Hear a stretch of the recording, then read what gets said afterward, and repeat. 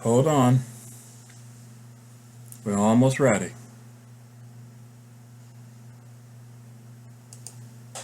Your show will go live in 5 seconds. 4, 3, 2, 1. Blog Talk Radio.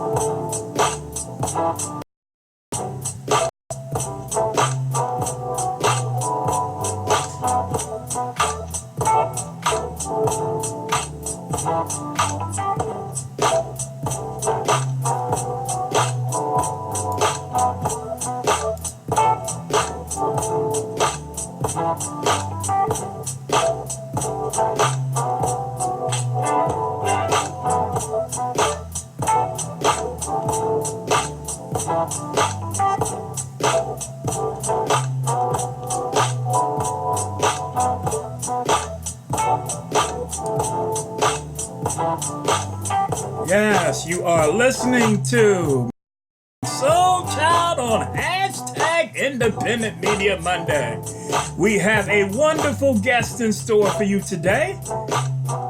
His name is Gilbert Mercier of News Junkie Post. And we're going to have a good time, ladies and gentlemen. Yes, we are. Always have a good time with Gilbert. Yes, all right. So, we got Gilbert on the line. Thank you for tuning in to hashtag Independent Media Monday here on Rhymes Media Group. I am with Rhymes. So we're going to get the show started. Gilbert is online right now as we speak. Hello, Gilbert. Yes, I hear the word. Hey. Oops. How are you? I'm all right. How are you? I'm doing very good. Doing very good. Good. Busy. Yes. Well, I've been reading what you've been writing. I've been reading what you're writing. I know how busy you are.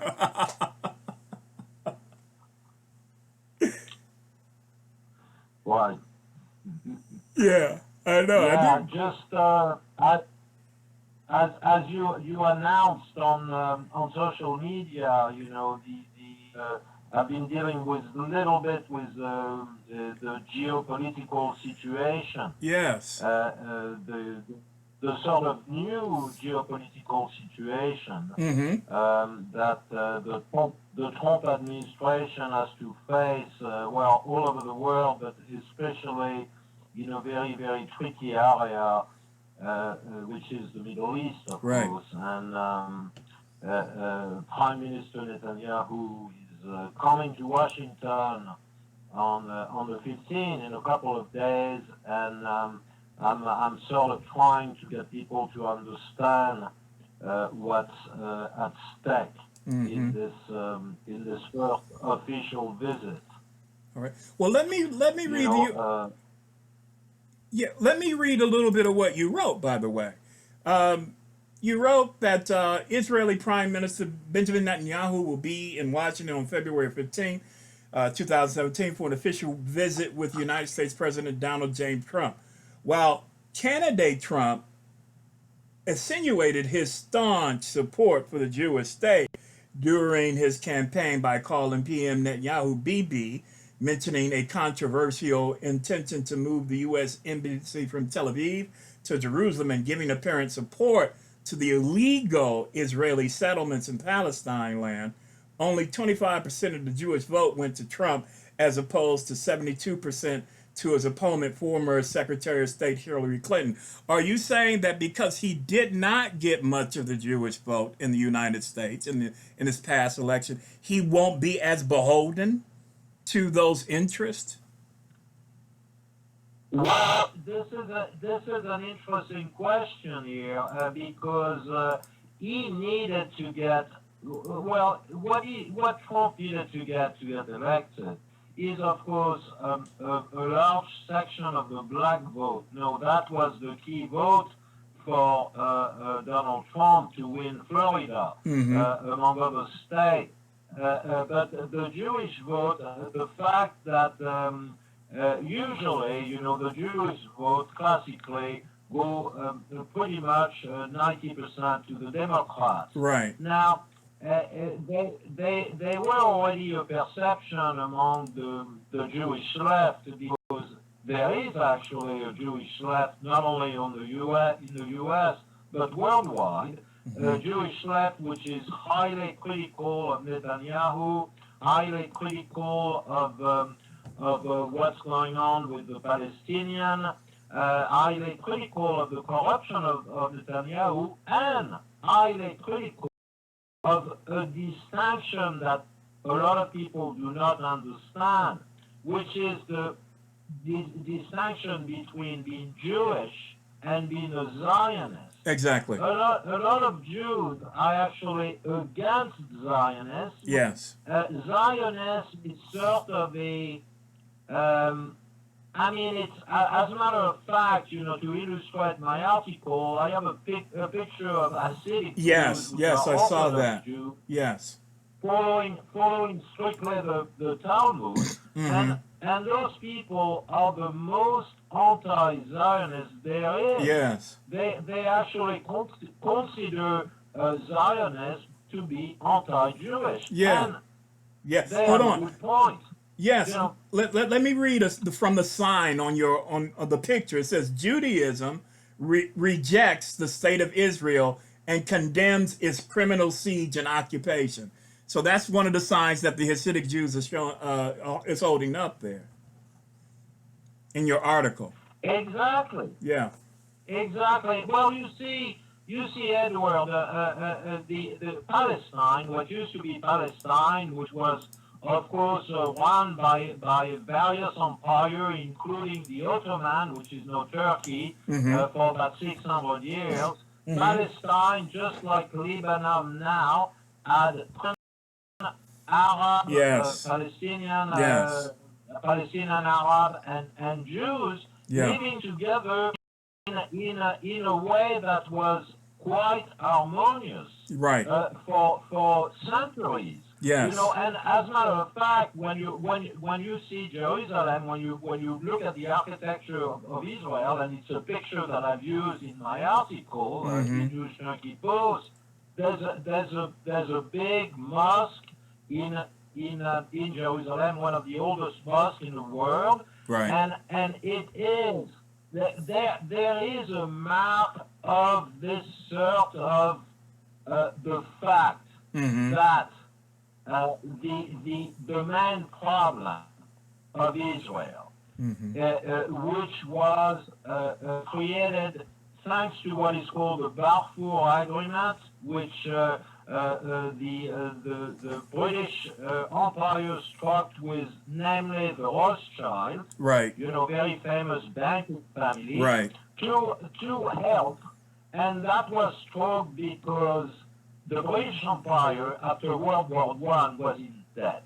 Right. Therefore, the Rothschilds stepped in, and they basically made the crown of England an offer they couldn't refuse, which was basically, okay, we're going to lend you money in a very, very good term, but there's a caveat. Right. When the time comes, you're going to help us set a Jewish state in Palestine. Right. See, the problem for Palestine is the fact that it is called a Jewish state. Exactly. Now, this is not fair, not only for the Muslim Palestinian, but also for the Christian. And there's a lot of Christians in Palestine. For example, Yasser Arafat, which was probably the greatest leader that the Palestinians ever had, he was actually a secular Muslim from the PLO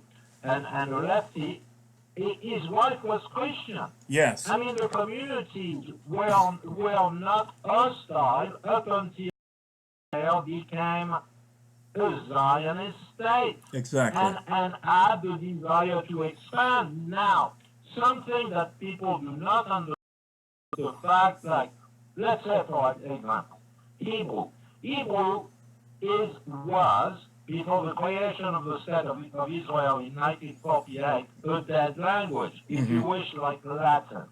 And it was brought back by the Ashkenazi Jew coming from Eastern Europe because they didn't want to their language, which was Yiddish. Right. And the balance of power in Israel is very strange. Right. The local Jewish population, which are called Sephardic Jews, which are the Jews of the region, do not have the upper hand. It's the Ashkenazi Jew from Russia, Poland, Germany, who basically took over the reign of the State of Israel. Now, I mean, people have to understand that, you know, and most of them don't. No, they don't. There's a history. Unfortunately, when you like me, who, I mean, I have studied the region, I know the region very well. Right. And you are categorized as somebody that's anti-Zionist. Certain people, well, which are Zionists, call you anti-Semitic. Exactly. You see, that's the way they do it. Yeah. But it's a huge difference. Exactly. That's the particular bind they try to put you in. It's the same thing they're doing with BDS. Boycott, divest, and sanction, to try to call that anti-Semitism. As a matter of fact, in France, isn't the BDS movement somewhat illegal? Why?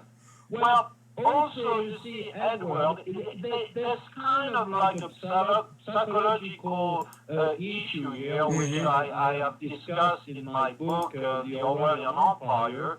And the issue is, I think, and I'm not the only one, that culture and countries have some kind of collective psyche, collective consciousness. And of course, if you look at history, Jews were the genocide of Jews during World War II was just absolutely horrendous. They were not the only ones. Gypsies as well were targeted by Adolf Hitler. Right. But that trauma explains the creation of the State of Israel, and it's also explained, like, for example, usually individuals that are sort of sociopaths or that abuse their family, or, you know, that type of individual. Well, usually they were abused. So I wrote something about Israel, which is basically sort of like from abuse to abusers. Because what they're doing to Gaza look awfully like what the Nazis did to them in Gaza. Exactly. Yes. Exactly. Yeah, I totally agree with that. It's like the bullied becomes the bully sooner or later if it's not put in check. Exactly. It's a psychological issue. Yeah. It's like, okay, you were the victim, it was awful, but do you have to become victimizer because you were the victim? No, you don't. Right. You should just understand the pain, Exactly. deal with the pain, and not adopt the psychology of the people that abuse you in a horrible manner. Right. Exactly. Yeah. I was looking at your piece today, and I was greatly impressed with the way you talked about the alliance with Turkey, Russia, and why can't I think of the other country right now? I know I just read it. Iran. Iran, exactly. Thank you. Turkey and Iran, and that Trump needs to understand, and Trump needs to recognize what that new alliance means and how it has put Qatar and Saudi Arabia in a secondary position, if you will, when it comes to power in the region. Exactly, Right. exactly. And while the Obama administration was sort of sleeping at the wheel, not exactly sleeping at the wheel, as a matter of fact, making the problem worse. Right. Because of course, it's like wink, wink. Well, ISIS. Well. We Exactly. sort of let Saudi Arabia and Qatar put it together. We help through the CIA from Right. Jordan. And then Turkey was helping because at the time Turkey was aligned with Saudi Arabia. Right. Unfortunately for Saudi Arabia, Turkey understood that they had to switch once Russia stepped in Syria. You see, the problem is how can you counterbalance? You see, it's sort of a little bit like you dealing here with three countries, as a matter of fact, four, that used to be empires at different stages of history. Right. Russia, which Exactly. used to be an empire before the Soviet Union, Right. and of course it was an empire during the Soviet Union. Turkey, which used to be Ottoman. the Ottoman Empire, controlling the complete region. I'm talking about Syria, Iraq, Yes. Palestine, all of it. So you're dealing with those two, plus Iran, which also The Persian has Empire. Persia, Yeah. an empire. Yeah. Now, those are actually real countries, Right. as opposed to, let's say, of course, Saudi Arabia and Qatar. Exactly. Saudi Arabia and Qatar are not real countries. No. They don't have a population in number. They don't really have an army. No. They have some mercenaries that they pick up here and there. Right. What they do have is a lot of money and this sort of what I call this toxic alliance with Israel. Well, the specific administration Netanyahu and the Zionists and the globalist plan. And again, we find my good friend, my dear friend George Schwartz, aka George Soros, which is the epitome of Zionists, because George Soros became a fascist, a pro-Nazi fascist in his country when he was 15. So what kind of a Jew is that? What kind of a Jew helped steal the property of his Jewish brother, so after they are sent to the camp? Now, this is not a Jew. Yeah, exactly. Now, I want you, because you mentioned George Soros quite a bit. You and I laughed about it the other day. You mentioned him quite a bit. I want you to talk to me and our audience, and this audience, as if we've been in a coma for the past 50 years or so, and we never heard of George Soros. How would you explain him to us? Because he factored well in everything you write. I mean, so look. Let's say, for example, that thing that was trending on social media and people in the street with the hashtag ban Muslim, ban Islam. They're trying the Soros machine, the Soros network, news network, whatever, a lot of it. Right. Are trying to drive into the head of America and everybody in the world that Trump is going to go after all Muslims, that he wants to have a holy war against Muslims. Not the case. It's never been the case. And the thing is, they have the ability to create this sort of info war, of psyop, which of course in return push countries like Iran, and Iran knows very well that when Netanyahu is talking about Iran, is trying to reinstate the sanction, when they hear noise coming from Washington that they might put the Revolutionary Guard under a terrorist list. Organization. Yeah. What they're going to do, they're going to do something simple. They're going to say, okay, we'll send you a message, They have a new long-range missile. They just did a test. And people should pay attention because if Israel and the Netanyahu administration, that's what they have in mind. I know that because I was recently on a Sputnik show that,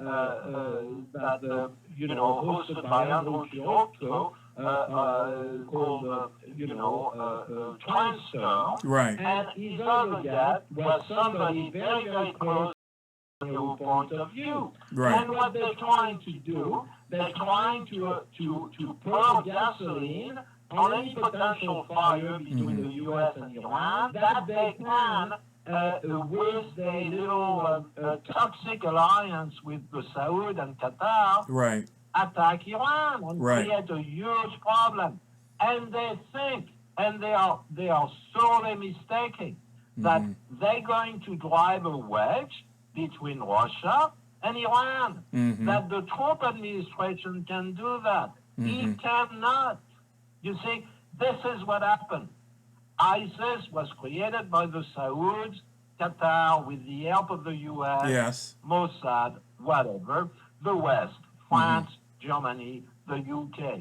They lost. There's no more ISIS. They were not even invited to the peace conference taking place that involved